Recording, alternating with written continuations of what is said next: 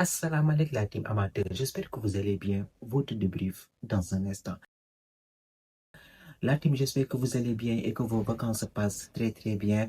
Donc voilà, on est aujourd'hui venu pour parler d'un cas un peu très spécial. On sait très bien que les 5 grands championnats vont peut-être ouvrir d'ici 2 semaines parce que ça se rapproche à très grands pas. Mais actuellement, avec l'actualité des transferts sur les différentes équipes, on a des points croustillants très chauds à vous partager. Donc aujourd'hui, on va parler d'une équipe qui a complètement perdu pied, un géant européen ces dernières années, voilà, qui n'arrive pas à atteindre, à retrouver le haut niveau qu'on l'avait connu, à gagner des titres, à faire trembler l'Angleterre. Et cette équipe, c'est qui? Cette équipe, c'est Manchester United. Aujourd'hui, on va parler de Manchester United parce que vous savez très bien que moi, je suis un très grand supporter du Real Madrid. Je suis un madridista.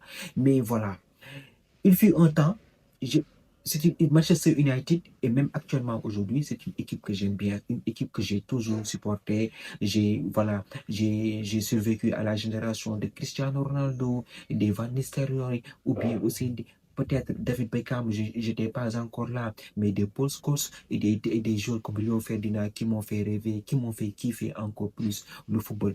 Donc aujourd'hui, quand on est dans un contexte où on voit cette équipe de Manchester United qui n'arrive plus à s'imposer sur la scène européenne. Même chez lui, sur le plan national, on voit plus cette équipe de Manchester United qui a été une équipe dominatrice, une équipe qui faisait peur, une équipe qui fait trembler l'Angleterre. Aujourd'hui, l'année dernière, ils ont terminé à la 16e place. Ils ont fait une finale européenne. Malheureusement, ils ont été battus. De ce fait, Manchester United, cette saison, ne joue pas l'Europe. Et pour moi, c'est inadmissible pour une équipe de ce calibre, une équipe qui est, je pense, dans les top 5 des clubs les plus chers en termes de valeur. Aujourd'hui, n'arrive même pas. Voilà, ils ont des lacunes, ils ont des problèmes pour s'imposer sur le plan national. Pour vous la faire simple, l'équipe de Manchester United, c'était une équipe qui dominait l'Europe. Une équipe qui était au top de sa forme, au sommet de son apogée. Manchester United, je pense que ils sont l'équipe le plus titrée de l'Angleterre, ex aequo avec Liverpool qui a récemment remporté un titre en Champions League. En Ligue des Champions, n'en parlons pas. Sur la scène européenne, ils ont remporté des Ligues des Champions. C'était avec Sir Alex Ferguson qui a vraiment duré au club, qui a apporté un dynamisme et je pense même qu'il était actionnaire. Un entraîneur qui a dirigé cette équipe, qui a formé des joueurs. On s'en souvient tous, on était là. On a vu des Rio Ferdinand, des Paul Scholes, des Ryan Giggs, des Cristiano Ronaldo, des Dani, des Tevez, des Roy Keane. En défense, n'en parlons même pas. La paire Rio Ferdinand et Brown et aussi Patrice Evra. Park Jenson au milieu de terrain qui courait partout. On voyait un Cristiano Ronaldo, un Tevez, un Ryan Giggs qui était en attaque et qui terrorisait, je pense, des défenses avec un Cristiano Ronaldo qui était au top de sa forme.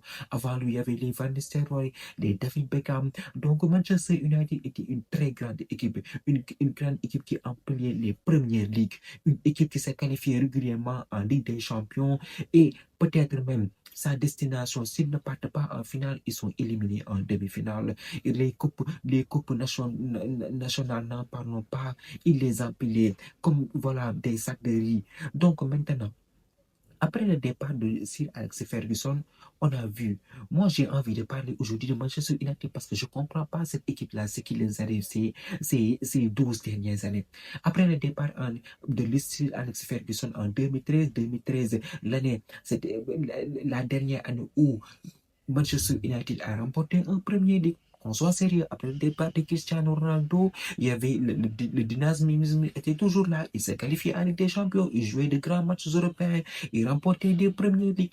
Mais en 2013, il y a eu une cassure parce que Sir Alex Ferguson est parti. Et depuis lors, il y a des entraîneurs qui sont venus de partout dans le monde. Et depuis lors, ils n'arrivent pas à redresser cette équipe. C'est comme si Sir Alex Ferguson avait laissé quelque chose, un talisman. Il avait emporté avec lui un talisman. De ce fait, cette équipe n'arrive plus à performer au haut niveau. Après du Alex Ferguson, il y a eu qui? David Moyes. David Moyes est venu. On l'attendait au tournoi. On pensait que c'était l'homme providentiel pour voilà, garder ce dynamisme dominateur de Manchester United. Au bout de 3 ans, il a échoué. David Moyes, c'était du n'importe quoi avec lui. L'équipe avait fortement régressé. L'équipe n'était pas du tout compétitive. Et les joueurs étaient toujours là, mais les titres ne suivaient pas. Donc, lui, David Moyes est venu. Il a fait combien de temps? Il a fait 3 ans, je pense. Il est parti. Après, le Special One est venu. José Mourinho. Quand José Mourinho est venu, José Mourinho, on sait que dans toutes les équipes qu'il est passé, il a remporté au moins un titre, au moins 3 titres, on va même dire. C'est un très grand coach. Je pense qu'il était sans club après son départ du Real Madrid. Donc, il arrive à Manchester United et on voit que durant cette période, il y avait des Paul Pogba qui étaient là, il y avait Rashford qui était en train d'éclore. Voilà, Rashford venait d'arriver dans l'équipe première. Je pense même que, voilà, il y avait des Zlatan Ibrahimovic. Il y avait des Zlatan Ibrahimovic. Donc, en défense, c'était du n'importe quoi. Il y avait David De Gea dans les camps. Il y avait aussi au milieu de terrain, je pense que voilà, Manchester United était dans une période où il n'y avait pas les joueurs au poste qu'il faut. La performance ne suivait pas. Mais, voilà, comment on dit, José Mourinho, il est venu avec une nouvelle tactique et ça a payé. Parce que lors de son passage, je pense que Manchester United a gagné. Il n'a pas gagné le titre de premier malheureusement, mais ils ont gagné l'Europa League et ça, c'est un trophée européen. Donc, on se dit que Manchester United est en train de revenir. Peut-être que ce trophée d'Europa League avec une qualification en Ligue des Champions à la clé va leur permettre de revenir. Et c'est moi où les problèmes, à mon humble avis, ont encore plus empiré parce que la famille Glazer est arrivée. La famille Glazer est arrivée. Une famille qui ne connaît rien au foot, une famille de businessmen. D'ailleurs, même ces 4 dernières années au théâtre des rêves, on ne voit que Glazer out. Parce que nous, on ne sait pas ce que les Glazer veulent. Ils sont venus avec un José Mourinho. Voilà, à la fin, ça ne s'est pas bien du tout terminé. Il y a eu des problèmes avec Paul Pogba. Les performances ne suivaient plus. Donc, il y avait un véritable problème. Et de ce fait, Ole Gunnar Solskjaer est venu en 2019 avec un coup de poker. Il élimine comme entraîneur intérimaire. Il fait le coup du siècle au Parc des Princes. Il élimine le Paris Saint-Germain. Avec une équipe effective à moitié réduite, avec des jeunes qui sont imposés au Parc des Princes. De ce fait, il a été immédiatement reconduit à cause de cette qualification, parce que le tour suivant, tu t'es fait éliminer par le FC Barcelone de Lionel Messi qui était au top de sa forme. Donc là, tu reconduis Ole Gunnar Solskjaer pour 2 ans de plus. 2 ans de plus jusqu'en 2023. Donc, non, je pense qu'il a signé 4 ans. Il a signé pour 3 ans, oui, jusqu'en 2022. Donc, Ole Gunnar Solskjaer qui est venu, qui a parfaitement mis en place ses ambitions. La Covid est arrivée. C'est sûr on a eu des Anthony Martial qui étaient là, qui étaient tout le temps à se blesser. Des recrutements aussi. Je ne comprends pas ce que l'équipe voulait mettre en place. Parce que moi, je n'ai pas compris des Anthony Martial qui se blessaient jusqu'à là et qui étaient toujours dans le club. C'est ça que je n'ai pas compris. Edinson Cavani est venu. Je pense qu'après son départ du PSG, ils sont venus en 2019-2020. Les performances aussi ne suivaient pas à cause de la Covid. Je pense qu'on a terminé 5e de championnat, si je ne me trompe pas, en 2020. 2020-2021, on est venu avec une toute autre histoire. Edinson Cavani est venu dans l'effectif. Il a apporté un peu de dynamisme. On voit, voilà, ça a joué un peu, ça a montré des choses intéressantes, mais ça ne suffisait pas. On stagnait encore une fois. On n'avait pas remporté de titre. Année saison blanche pour nous encore, avec un Manchester City qui dominait tout l'Angleterre. Liverpool n'en parlons même pas. Le titre se jouait entre Liverpool et Manchester City. Donc là, tu regardes parfaitement cette équipe de Manchester United. Tu sens qu'offensivement, il y a des choses qui leur manquent. Défensivement, il y a un manque de joueurs. Et au milieu de terrain aussi, il manque des joueurs. C'est là ils ont cassé la tirelire, ils sont partis chercher Maguire. Je pense que Maguire, à ce moment-là, en 2021, il était le défenseur le plus cher de l'histoire. Il a été acheté à 95 millions d'euros à Leicester. Août 2021, il recrute Cristiano Ronaldo.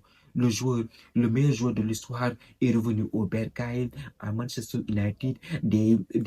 Un mercato intéressant de la part de Manchester United avec un Jadon Sancho qui revient aussi, qui quitte Dortmund, qui vient à Manchester United. Donc là, à ce moment précis-là de la saison, moi, j'étais là à m'exciter, à se dire que aujourd'hui, vous allez voir du feu. Cette saison, vous allez voir un Manchester United Prime parce qu'on a une attaque, une défense avec l'arrivée de Maguire, une attaque en feu. Donc là, je me disais que normalement, on devait chercher les coupes nationales, on devait chercher la première ligue du mois.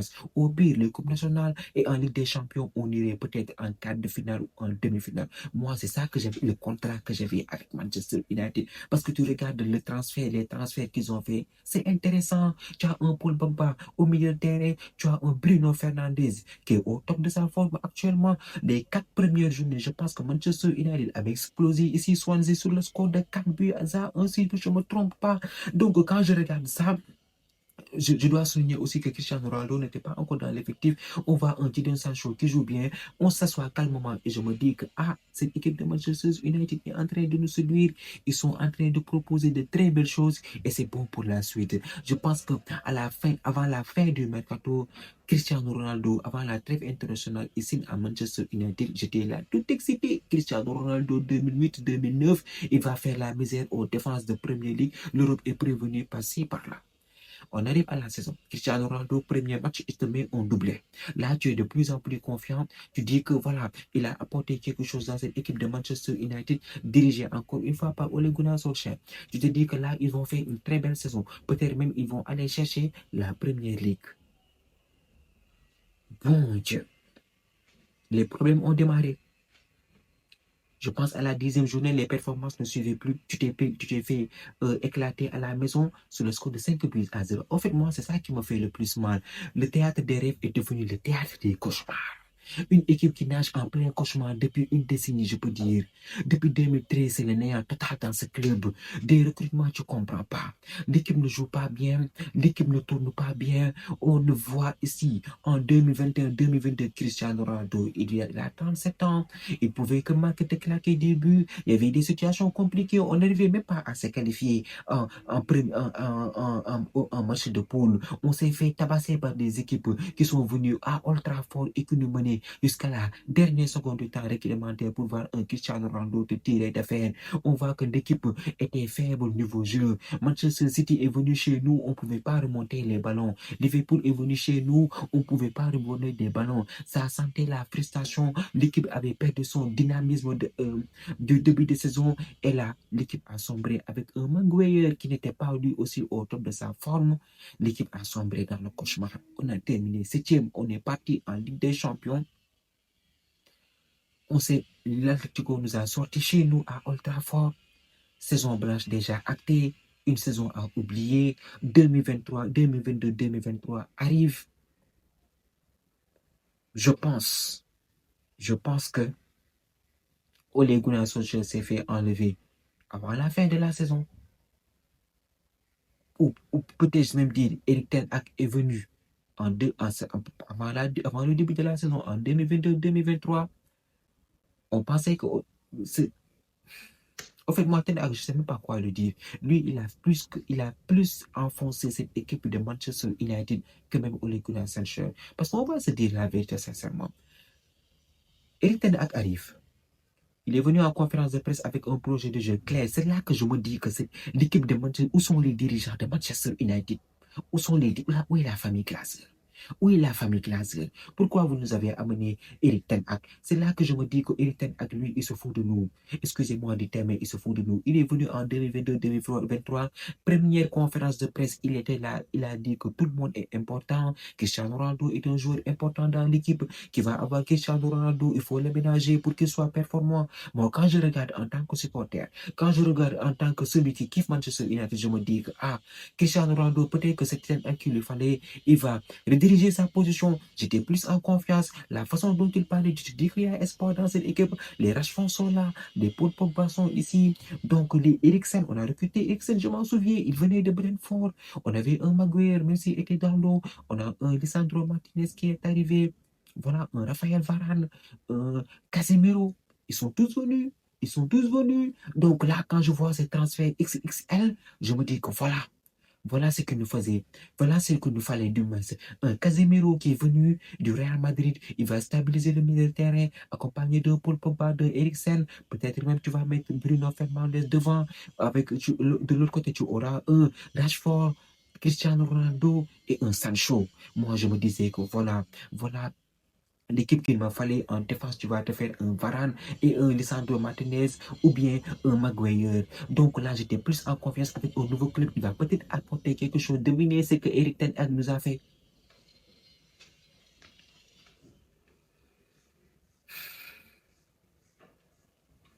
Les premiers matchs ont été très très compliqués. On est parti à Brentford, je m'en souviens, on a pris 3-0. Ils mettaient Cristiano Ronaldo sur le banc. On est parti à Manchester City, on a pris 6-1. Tottenham est venu chez nous, on a gagné heureusement. Jadon Sancho a marqué, on a gagné 2-0. Cristiano Ronaldo ne jouait pas et les problèmes d'ego ont commencé. Cristiano Ronaldo était fâché parce que c'est pas ça que Erik Ten Hag lui avait dit. Il a 37 ans. Ils ont dit qu'il ne pouvait pas courir pour faire un pressing à son âge. On nous a dit qu'il ne voulait pas le faire entrer contre Manchester City parce qu'il ne voulait pas, il respecter Cristiano Ronaldo, tout ça, on est d'accord de tout ça. Mais Cristiano Ronaldo, il a un ego à respecter. Cristiano Ronaldo, c'est un top player et jusqu'à maintenant, il continue de le montrer. Maintenant, il a fallu qu'il y ait l'interview de Piers Morgan qui est sorti, je pense, pendant le mondial en 2022 pour que Manchester United prenne une décision, la décision la plus absurde que j'ai vue. Ils ont viré Cristiano Ronaldo, ils ont mis fin à leur relation avec le GOAT du foot. Ils l'ont renvoyé en Arabie Saoudite. Le gars est parti tranquillement en Arabie parce qu'il est sorti. Il a dit que les équipements à Manchester United, ils sont vétustes. Les équipements à Manchester United, c'est du n'importe quoi. Le coach, il est en train de faire du bordel. L'équipe ne joue pas bien. Il a dit la vérité. C'est pourquoi on l'a renvoyé chez lui. Une équipe de Manchester United qui stagne. Une famille de Glazer, une famille de Richard qui est venue uniquement pour faire des affaires. L'équipe ne marche pas. L'équipe était en train de couler en 2022-2023. C'était du n'importe quoi. C'était du n'importe quoi. Qu'on se dise la vérité, c'était du n'importe quoi. Encore une fois, année blanche. On ne remporte pas de titre. L'équipe a été plus pire, même s'il y a eu un Rashford au top de sa forme. Franchement, un Rashford qui nous a fait une top saison. L'équipe ne suivait pas, l'équipe manquait de dynamisme. Donc voilà. Moi, c'est là où j'en veux aux dirigeants. Ils ont laissé le club couler. Le club ne marchait pas. On est parti en Ligue des Champions. On a joué l'Europa League cette saison, je pense. On a éliminé le Barça. On n'était même pas fichu de se qualifier. On est parti en finale face à Villarreal. On a perdu. On a fait année blanche. Du coup, on est venu en 2023, en 2024. On a reconduit encore une fois. Et Erik Ten Hag, peut-être cette saison-là, il s'est géré. Parce que le saison, j'avais oublié, il y a une saison, il a pris deuxième. Erik Ten Hag, il est venu en 2023-2024, il s'est géré, il nous a fait une très bonne saison. Ils ont remporté un trophée, ils ont battu Manchester City en finale. Donc, la saison a été très merdique. Les performances ne suivaient pas. Je suis désolé de le dire. Je ne sais même pas pourquoi en 2024-2025, ils l'ont reconduit. Parce que quoi? Parce que l'équipe ne jouait pas bien. Parce qu'il a remporté un titre face à Manchester City. Vous croyez que tout va bien. Vous pensez que c'était le coach idéal qu'il nous fallait, le coach providentiel qui allait nous faire remporter la Ligue des Champions alors que ton effectif est faible. Ton effectif est faible. Anthony, on a recruté 100 millions à l'Ajax. Il est venu, il nous fait du n'importe quoi. Il nous faisait du n'importe quoi. Il a eu un problème avec Sancho en 2022-2023. Le boy, il s'est tiré à Dortmund. Il s'est tiré à Dortmund. Il n'y a eu que des problèmes avec Ten Hag. Il a obtenu qu'un seul trophée. Avec toutes les promesses que nous avions faites, il y avait des problèmes au sein de Manchester United, des tensions dans le club. Tu ne comprenais pas, l'environnement n'était pas du tout bon pour performer, pour aller chercher des trophées. 2024-2025, on reconduit Ten Hag. Début de saison catastrophique pour cette équipe de Manchester United. Il est viré. On a perdu de l'énergie. On a fait des recrutements avec des Mazraoui qui sont venus. On a appelé des renforts. Kobe Mainoo qui a émergé. On a fait venir des Oshlund. Garnacho qui est sorti de sa coquille. Le petit Amadi qui s'est monté sur la scène européenne. Pour rien du tout. Erik ten Hag est renvoyé. Saison début de saison catastrophique. Catastrophique, je vous dis. L'année passée, cette année-ci, je vous dis que Manchester United n'est pas venu même pas à gagner un match, 2 matchs d'affilée. Je pense même pas que la saison 2024-2025, on a marqué 50 buts.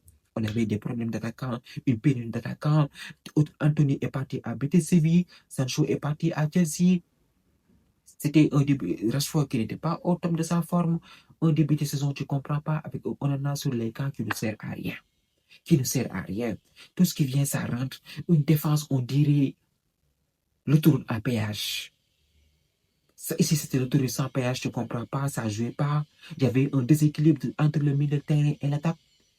Il n'y avait pas cet entraîneur qui pouvait faire la différence. Donc, je vous dis en résumé, depuis 2013, cette équipe de Manchester United est en train de stagner, ça cale. On ne bouge pas, on ne progresse pas, on fait des saisons moyennes, on ne remporte pas de titre.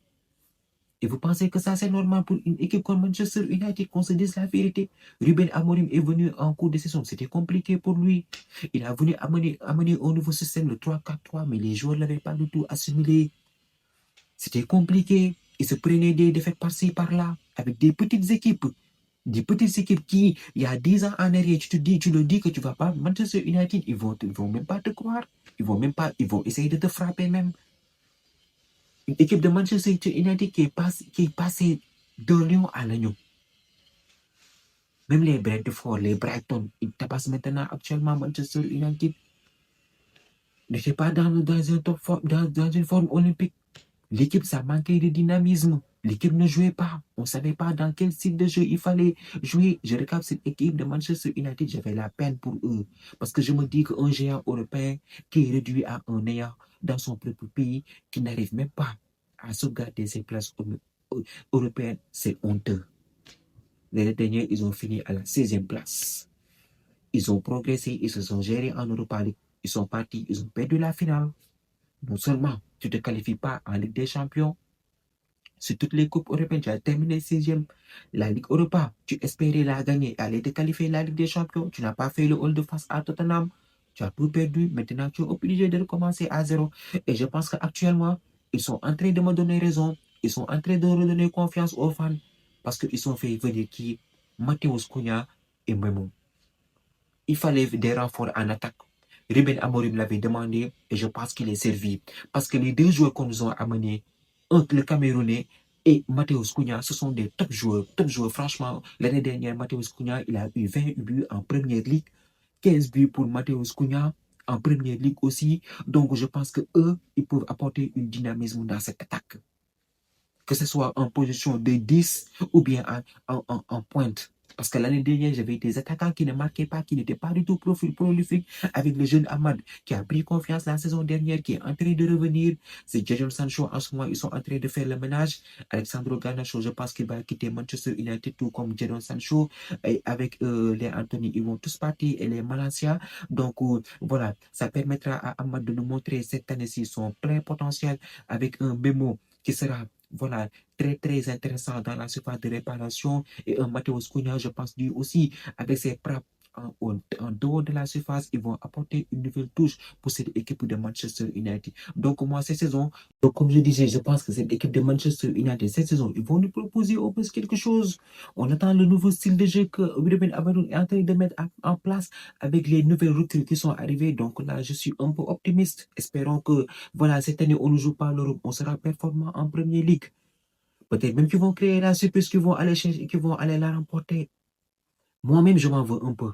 Je pensais que cette année-ci, ils vont aller se jeter sur Gyökeres qui est en route actuellement pour Arsenal. C'est dommage. Mais Memo et Cunha, je pense qu'en attaque, ils vont apporter quelque chose. En défense, Lisandro Martinez va revenir. On va voir ce qui va se passer là-bas. Avec un Euro aujourd'hui, voilà, qui c'est sa deuxième année à Manchester United. Peut-être ils vont essayer de nous proposer quelque chose de concret. Parce que là, actuellement, les fans, ils sont très impatients. Ils veulent retrouver leur équipe de Manchester United qu'on a connue. Parce qu'ils sont fatigués. Ils sont fatigués, ils ont raison, ils ont envie de titre, ils ont envie de jouer les grandes scènes européennes. Donc, pourquoi pas cette saison essayer de faire quelque chose en premier, de se qualifier et que pourquoi pas se gérer aussi sur les coupes nationales et aller chercher 1 ou 2 trophées. Normalement, cette année-ci, devrait être l'objectif de Ruben Amorim, aller chercher des titres et aussi s'imposer en première ligue. C'est ça qu'on attend d'eux. C'est ça qu'on attend de cette équipe de Manchester United. Fini maintenant. Il faut arrêter de dormir. Depuis 12 ans, vous dormez maintenant. Depuis 2013, vous êtes en train de dormir. Maintenant, ça suffit. Il faut aller chercher des résultats. Parce que cette année-ci, s'ils ne font rien, s'ils ne performent pas, c'est sûr qu'il y aura problème. Il y aura problème et il y aura des répercussions très graves dans cette équipe. Donc, voilà, on est optimiste et on attend de voir ce que cette saison va donner. Il y a aussi peut-être de nouveaux renforts qui vont arriver dans cette équipe. On va voir maintenant ce qui va se passer dans les prochains jours de ce mercato. Mais il va falloir vous gérer, les gars. Franchement, gérez-vous. Gérez-vous. Parce que là, Ruben Amorim, c'est un très bon coach. L'année dernière, il est arrivé en cours de saison. Maintenant, là, il a le temps de se préparer et de savoir son 11 de départ et la tactique qu'il faudra aborder cette année-ci. Donc, franchement, on attend que la saison commence et j'ai hâte d'y être. Franchement, j'ai hâte d'y être pour voir comment va se comporter cette équipe de Manchester United. La team, c'est tout pour cette vidéo. Merci d'avoir regardé. Merci de partager, de liker et de vous abonner au max. On se donne rendez-vous très prochainement pour une nouvelle vidéo. D'ici là, portez-vous bien.